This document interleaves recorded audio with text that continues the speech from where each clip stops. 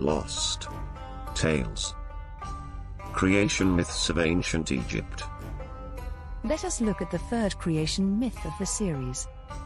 Theology of Memphis. Memphis, city and capital of ancient Egypt and an important center during much of Egyptian history.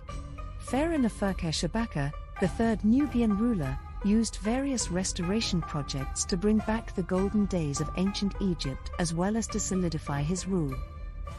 This project involved restoring ancient texts, the most famous of which has been called the Shabaka stone, written on a slab of basalt. The religious text on the Shabaka stone is referred to as the Memphite theology, which incorporates some of the earlier theological writings of the Old and Middle Kingdoms, as well as some of the pyramid texts. To bring patron god of the city, Ptah, to the top of the god charts, Memphis creation myth was written.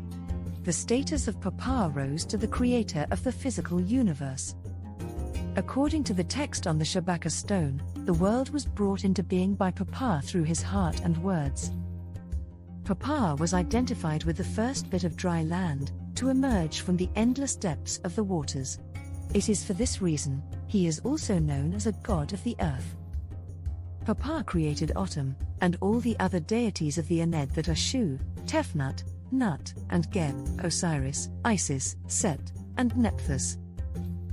He thought about them, this was called divine knowledge. He also spoke about them, which was called divine utterance. And with divine energy, the 9 deities were created.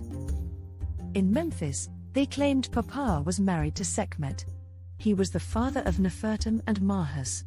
He also adopted Imhotep. From Ptah everything came forth, foods, provisions, divine offerings, all good things. Thus, Ptah was satisfied after he had made all things and all divine words. So, this was the theology of Memphis. Now let us look at our fourth and last myth. Theban theology. The ancient Egyptian name for Thebes was Waset. When the Upper Egyptian city Thebes rose to prominence during the New Kingdom, so did its local gods.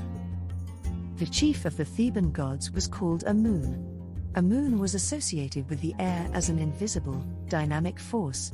He became indoctrinated as the supreme, all-powerful, and unseen creator. It was said that he was self-created and born in secret. All other gods were just forms of Amun. The priests of Thebes claimed that the city was founded on a hill and this was how the world began. It was the site of the first water, none, and of the first land, the primeval mound. They incorporated the aspects of all the great creator gods in Amun. They said that the Og-Dode of Hermopolis were forms of Amun and that Amun left the earth to shine as the sun god Re. The priests even claimed that Amun was the Tatanan, the primeval mound of Memphis. Amun's consort at Thebes was the mother goddess Mut, and his son was the moon, Khonsu. The ancient Egyptians believed that the basic principles of life, nature and society were determined by the gods at the creation of the world. Egypt had several creation myths, each associated with the cult of a particular god in one of its major cities. While these differing cosmogonies competed to some extent, in other ways they were complementary with some common elements. These were the creation myths of Egypt. Lost Tales.